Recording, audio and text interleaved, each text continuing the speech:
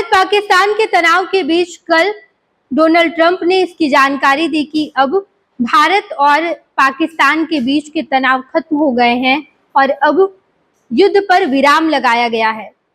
Donald Trump के x handle पर इसकी जानकारी दी गई और उसके बाद भारत की तरफ से भी ऑफिशियल तौर पर इसका ऐलान कर दिया गया कि भारत और पाकिस्तान के बीच जो तनाव की स्थिति थी इसे खत्म किया गया है।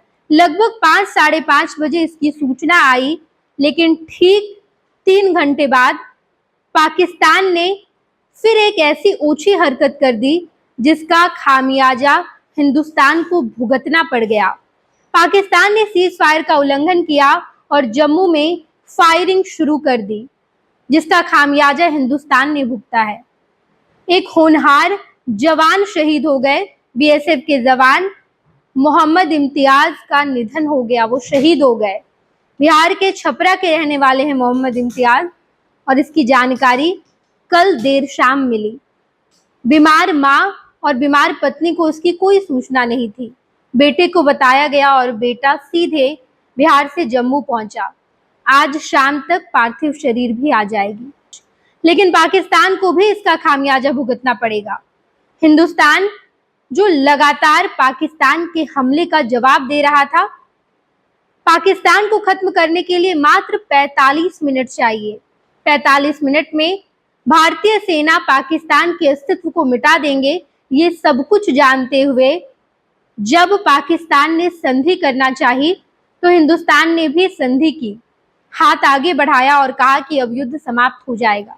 लेकिन इससे पहले यह भी कह दिया गया था कि अगर पाकिस्तान की तरफ से एक भी हमले किए गए तो युद्ध होगा, महायुद्ध होगा और उसके बाद पाकिस्तान है से था में बदल जाएगा, पाकिस्तान का अस्तित्व खत्म कर दिया जाएगा। पहले से ही पता था कि पाकिस्तान अपनी हरकतों से बाज नहीं आएगा और बिल्कुल ऐसा ही हुआ। 3 घंटे के अंदर पाकिस्तान ने सीज फायर का उल्लंघन किया, जम्मू कश्मीर में फायरिंग करना शुरू कर दी, जिसके बाद हमारे जवान शहीद हो गए। मोहम्मद इम्तियाज का निधन हुआ। मोहम्मद इम्तियाज बीएसएफ के सब इंस्पेक्टर हैं, वो शहीद हो गए और उनके पार्थिव शरीर को आज देर शाम छपरा लाया जाएगा।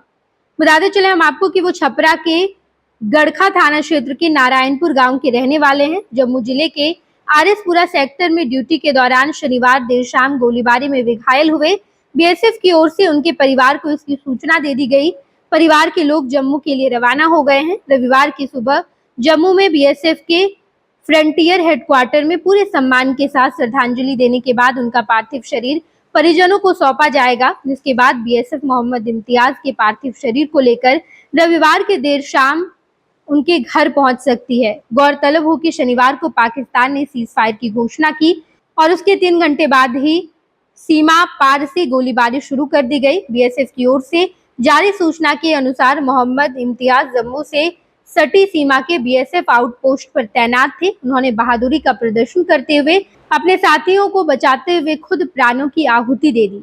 बीएसएफ के डीजी और अन्य सभी अधिकारियों ने वीर गति को प्राप्त मोहम्मद इम्तियाज के परिजनों की प्रति गहरी संवेदना जताई है। बीएसएफ की ओर से मोहम्मद इम्तियाज के शहीद होने की जानकारी उनके बेटे इमरान को दी गई थी। इमरान तुरंत जम्मू के लिए रवाना हुए। घर पर मोहम्मद इम्तियाज की बूढ़ी माँ उम्मती बीबी हैं। उनकी पत्नी शहनाज अलीमा का हाल ही में ऑपरेशन हुआ है। रात में मोहम्मद इम्तियाज के शहीद होने की जानकारी उनकी पत्नी और मां को नहीं दी गई। इमरान मोहम्मद इम्तियाज का बड़ा बेटा है। इसके अलावा छोटे बेटे का नाम इमदाद राजा है। उनकी 2 पुत्रियां भी है, बेना रोजा खातून और सोनी फरीदा। मोहम्मद इम्तियाज 3 भाई में सबसे बड़े थे। उनसे छोटे मोहम्मद मुस्तफ़ा भी बीएसएफ में तैनात है। सबसे छोटे भाई मोहम्मद असलम गांव पर ही रहते हैं। जैसे जैसे मोहम्मद इम्तियाज के शहीद होने की सूचना गांव और सारण जिले में फैल रही है, वहां माहौल गमगीन होता जा रहा है।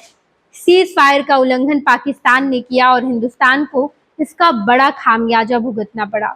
हिंदुस्तान तो संधि के लिए हाथ आगे बढ़ाया था। पाकिस्तान की तरफ से कहा गया कि हम आपके साथ संधि करना चाहते हैं, अब हम युद्ध नहीं करना चाहते। हिंदुस्तान ने कहा चलो ठीक है।